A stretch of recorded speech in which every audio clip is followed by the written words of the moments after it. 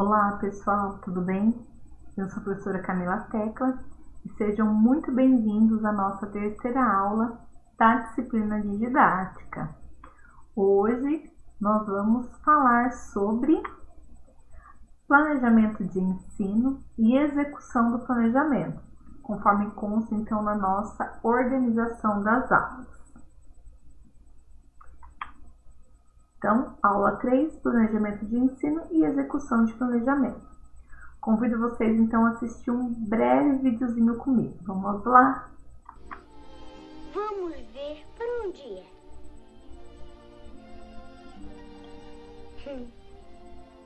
Que caminho é que eu vou tomar?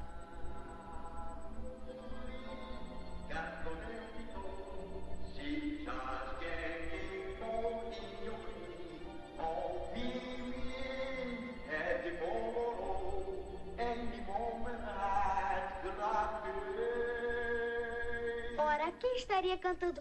Perdeu algo. Oh! Não, isto é, eu estava pensando. Oh, estou muito bem. Um momentinho.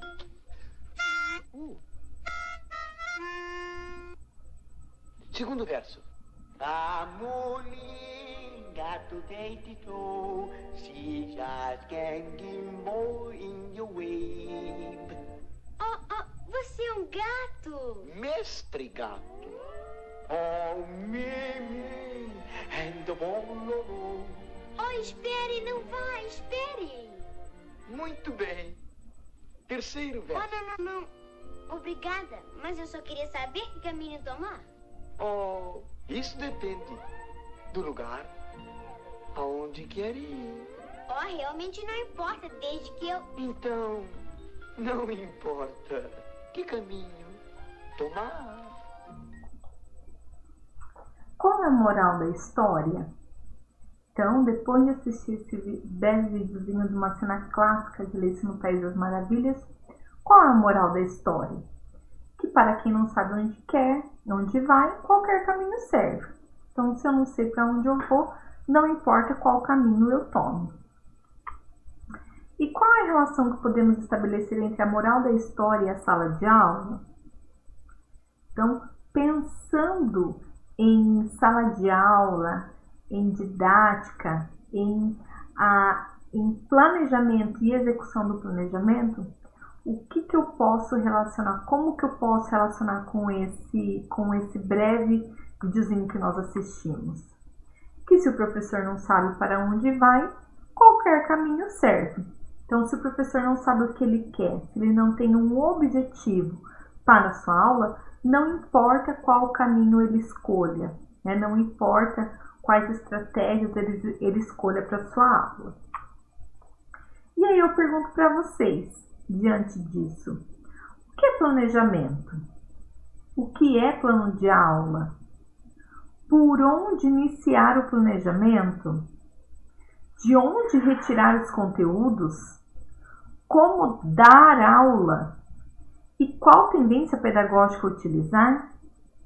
São questionamentos que parecem muito simples, né? Muito bobos de serem respondidos, mas são um tanto complexos e suscitam em nós reflexões acerca do ser professor e de como atuar dentro de sala de aula. Então, de onde vem o currículo? De onde vem esse planejamento? Nós temos, então, o documento maior, que é o Plano Nacional de Educação. Abaixo dele, nós temos a Base Nacional Comum Curricular, que é de onde, né, nós tiramos os currículos, ou seja, os conteúdos que devem ser ensinados para os alunos em cada etapa da educação e em cada série.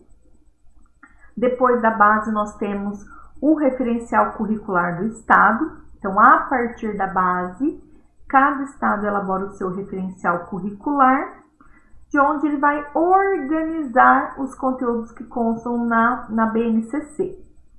Depois do referencial curricular do Estado, nós temos o currículo municipal, que é um documento ainda menor. Então, a partir do referencial do Estado, cada município vai organizar o seu currículo municipal, levando em consideração, então, as peculiaridades, as regionalidades.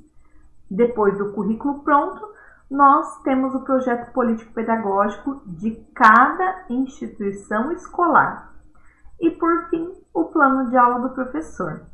Então, nós temos aí um longo caminho, né, de políticas que fundamentam e dão base ao plano de aula e ao fazer pedagógico do professor. Então, Plano Nacional de Educação, documento maior, base nacional, um pouco menor, referencial de cada estado, currículo municipal, projeto político-pedagógico de cada instituição escolar e, por fim, o plano de aula de cada professor. A nossa discussão com relação a planejamento e plano de aula, então, ela vai se dar a partir da tendência histórico-crítica. Então, levando em consideração, né, a teoria que embasa a ação pedagógica e o processo de ensino e aprendizagem da tendência histórico-crítica, que nós estudamos na última aula, é que as nossas discussões serão direcionadas hoje.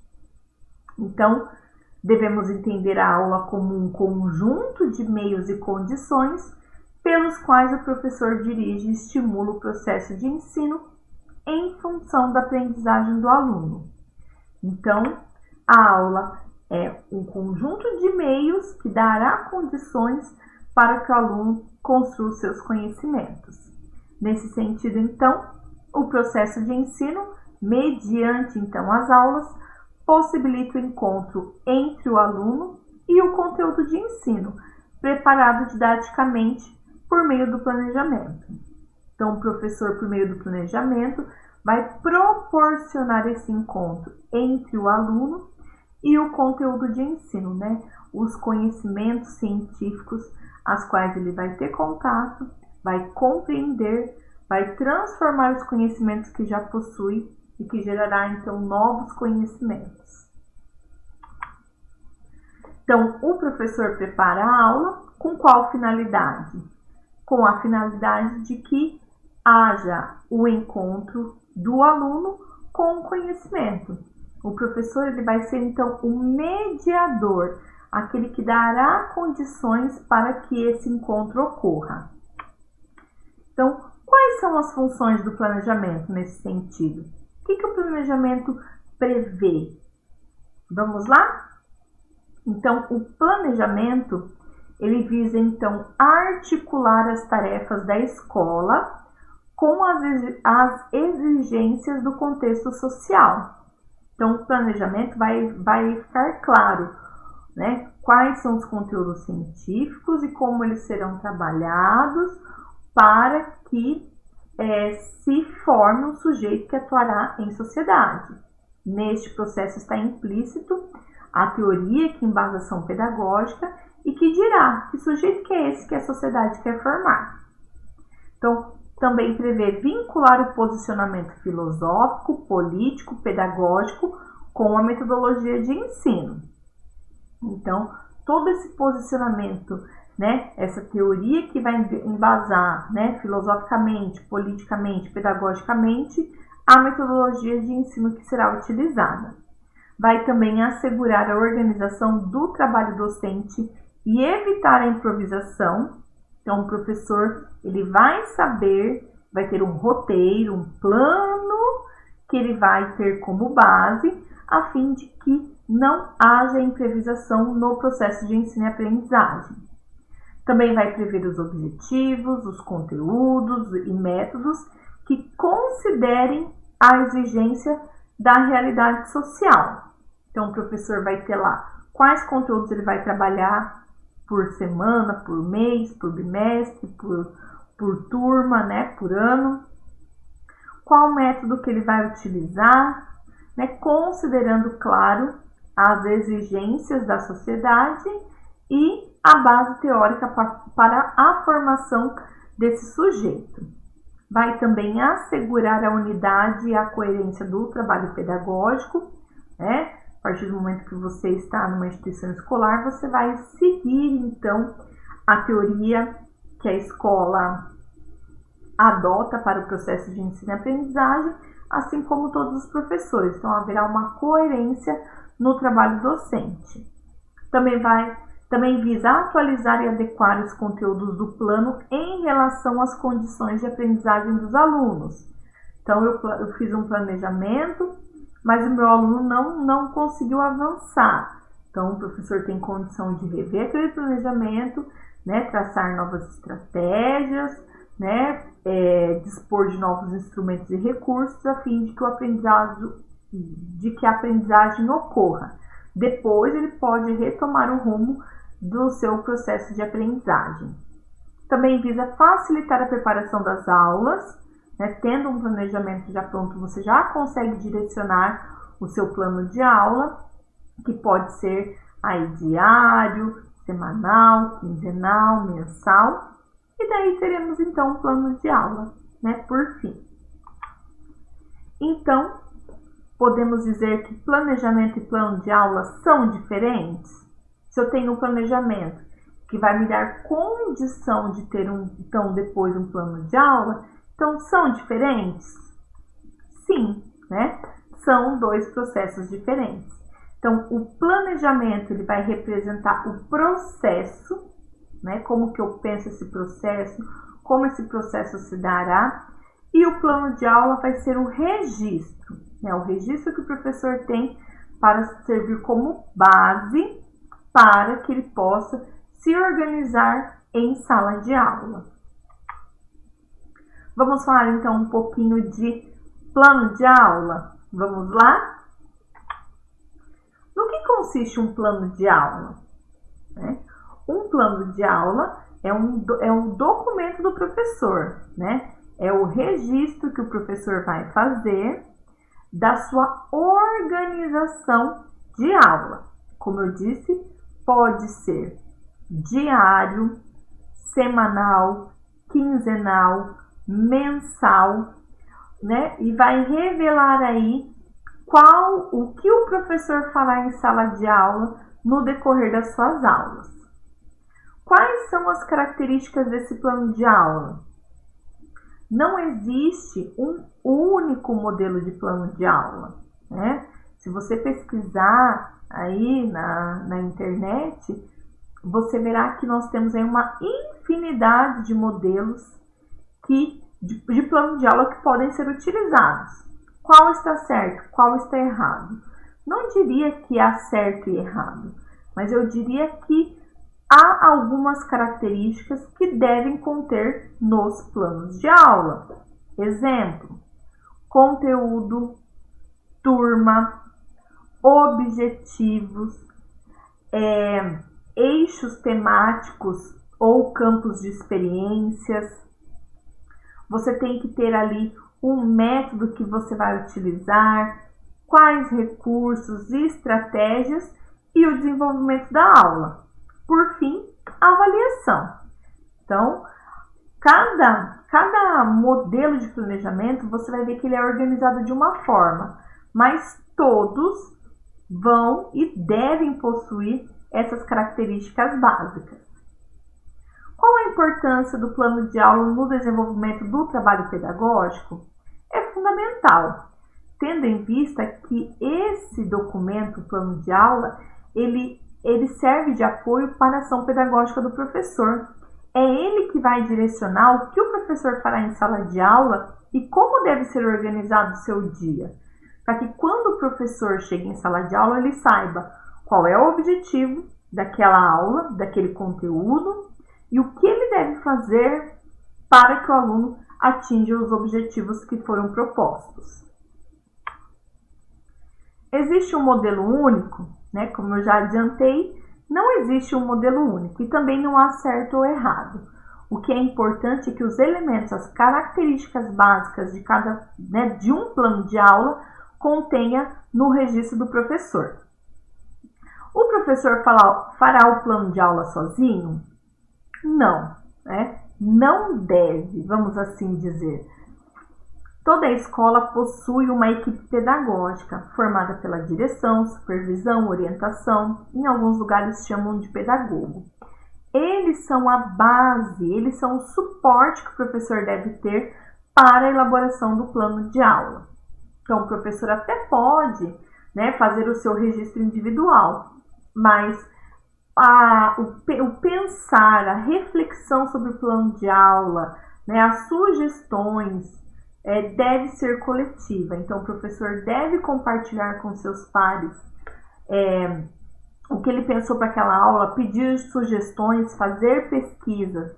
Né? O plano de aula não deve ser uma ação isolada do professor.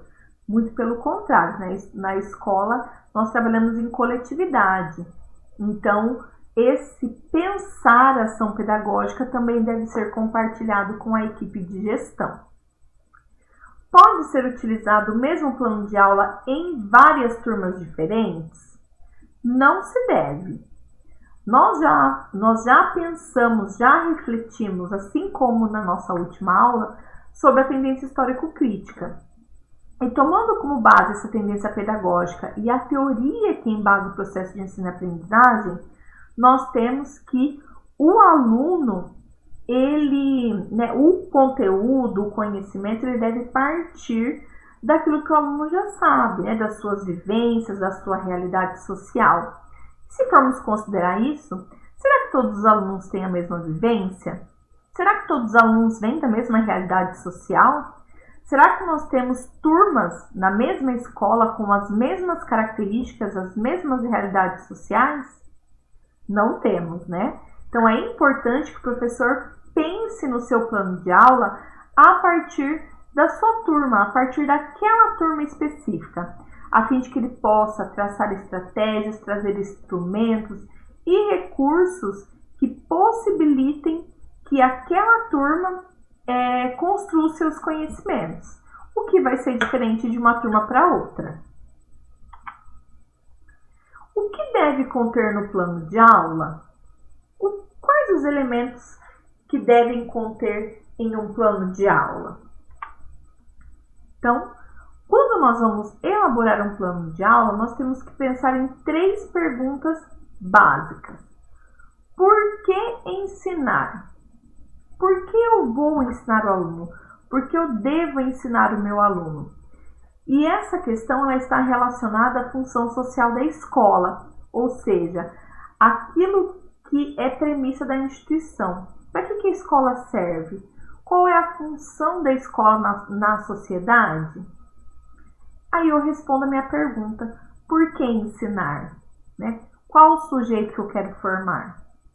Depois, para que ensinar? Ou seja, qual é a finalidade do conhecimento? Para que eu quero que o meu aluno compreenda aquele conteúdo? Em que aquele conteúdo contribui para a sua formação? E por fim, como ensinar? Aí está relacionado aos métodos, às estratégias e os recursos. Então, como que o professor vai propiciar o encontro entre o aluno e o conhecimento científico? Então, quais métodos ele vai utilizar? Quais estratégias ele pretende empregar? Quais recursos que a escola possui que é possível de ser utilizado naquela aula e para a construção daquele conhecimento específico?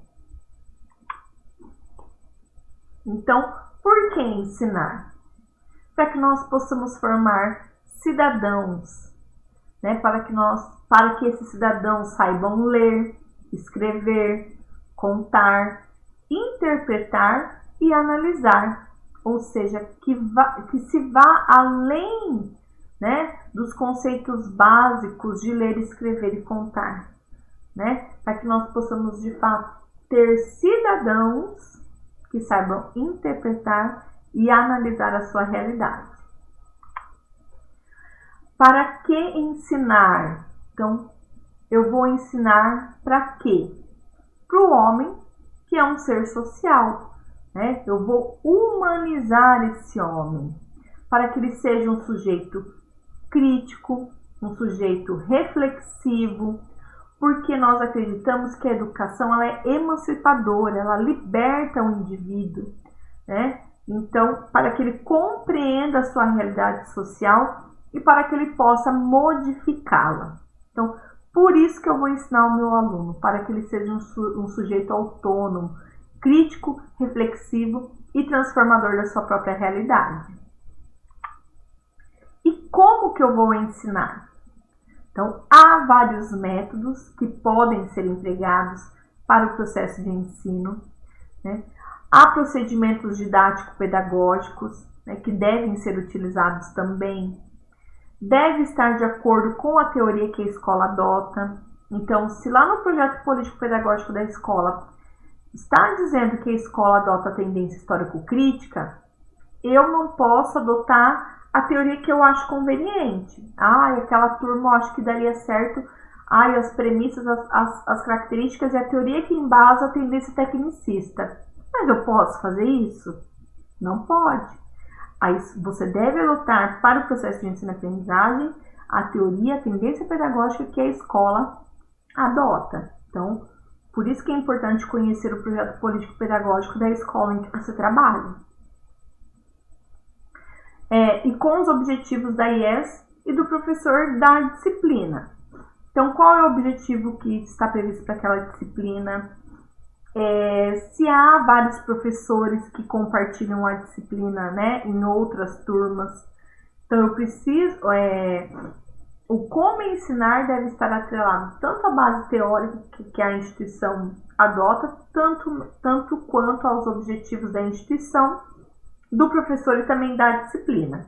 E isso vocês podem verificar também na BNCC. Lá consta a ementa da disciplina e as competências e as habilidades que os alunos devem adquirir no decorrer de cada uma das disciplinas, levando em consideração cada etapa do conhecimento.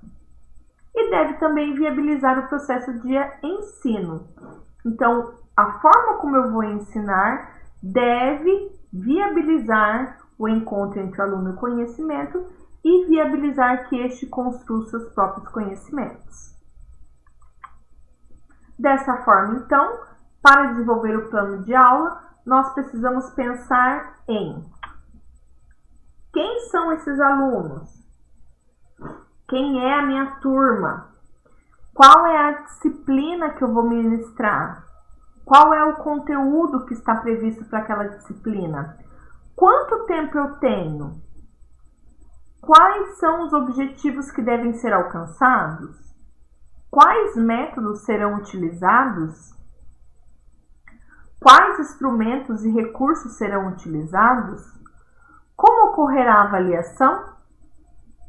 Percebam que nós começamos ali conhecendo quem são os meus alunos, para que depois eu possa responder às demais questões que são diretamente ligadas ao pedagógico, ao processo pedagógico, ou seja, a ação prática do professor. Então, o que Freire vai dizer? Que apenas a reflexão ela não basta, é necessário agir. Então, além de responder aqueles questionamentos quando eu vou elaborar o meu plano de aula, é preciso que eu reflita, mas que eu também proponha uma ação. Desta forma, a ação sem a reflexão se torna vazia. Então, é preciso haver as duas pontas. Eu preciso refletir sobre a ação pedagógica e eu preciso propor uma ação e agir. Só a ação também ela não é válida, porque ela é vazia. Então, é preciso que nós tenhamos esses dois pontos dentro, né, do nosso plano de aula. Tanto a reflexão, para que nós possamos propor uma ação, então, eficaz e que, de fato, leve os nossos alunos à compreensão, né, ou seja, ao processo de aprendizagem. O planejamento, então, ele entra em ação pelos procedimentos de ensino, que vão buscar, então, uma aprendizagem de qualidade.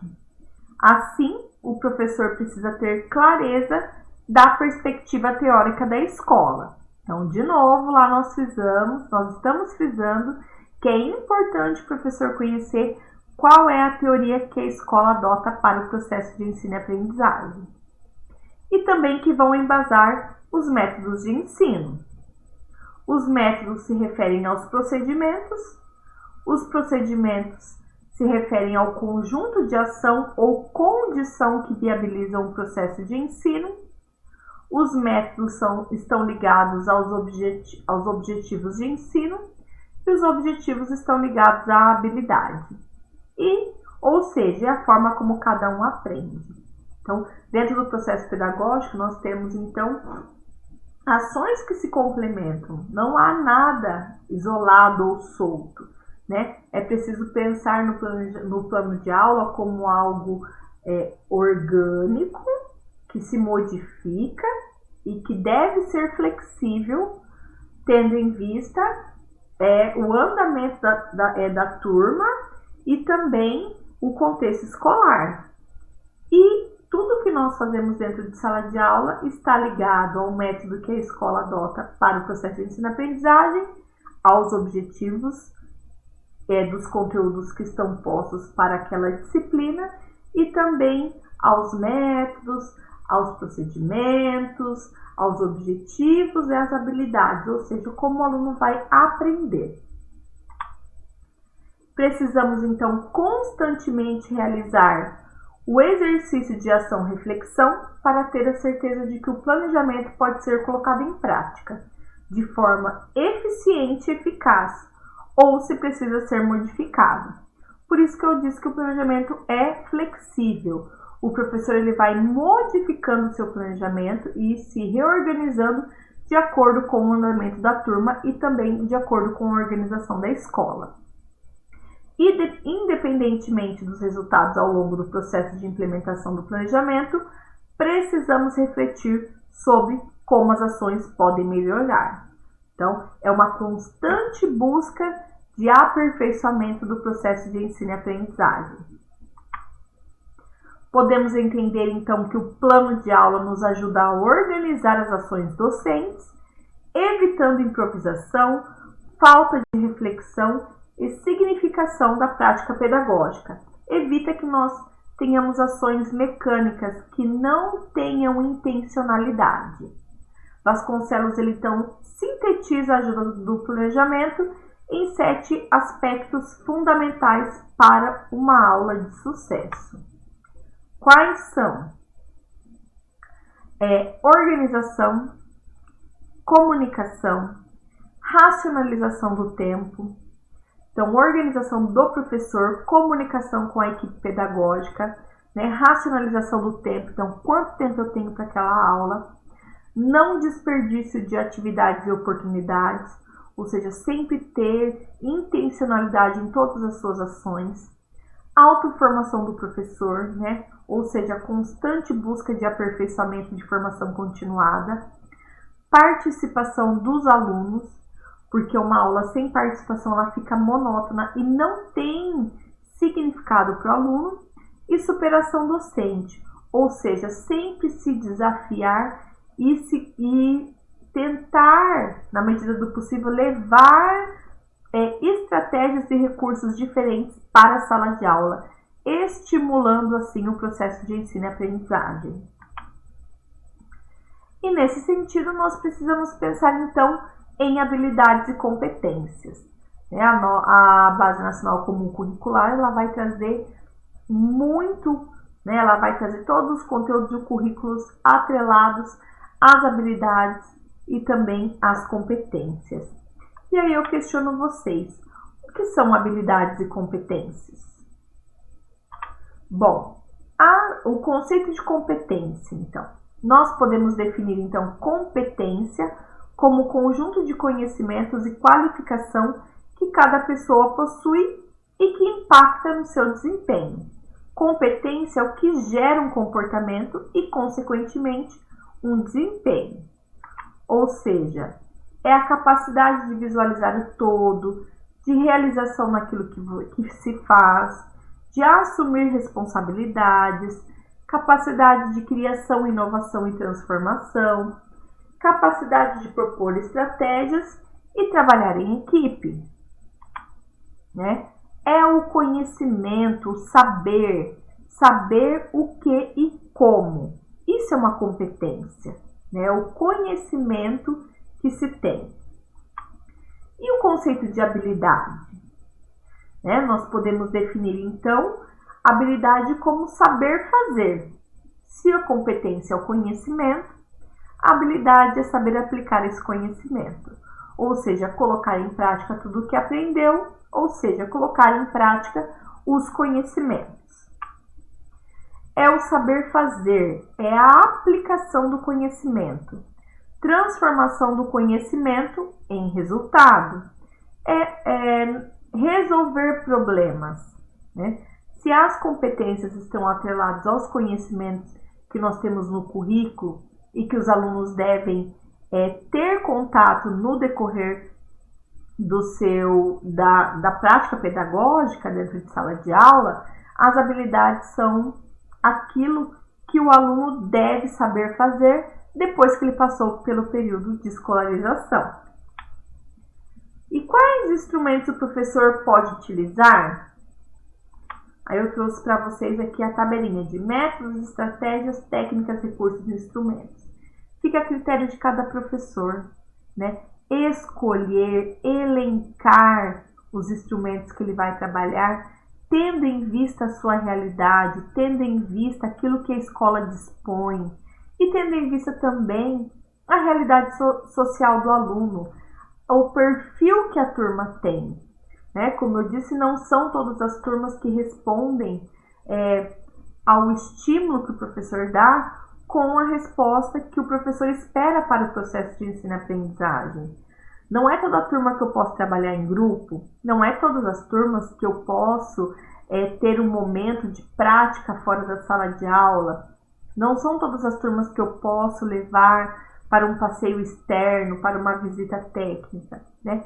Por isso que é importante conhecer os seus alunos e propor, de fato, um plano de aula que atenda ao perfil da turma e que atenda ao objetivo proposto para o processo de ensino e aprendizagem. Esse, então, é o nosso desafio, né?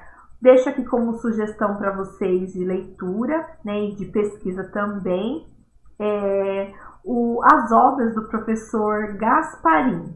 O professor Gasparin é um professor da Universidade Estadual de Maringá que propôs a elaboração de uma didática para a tendência histórico-crítica.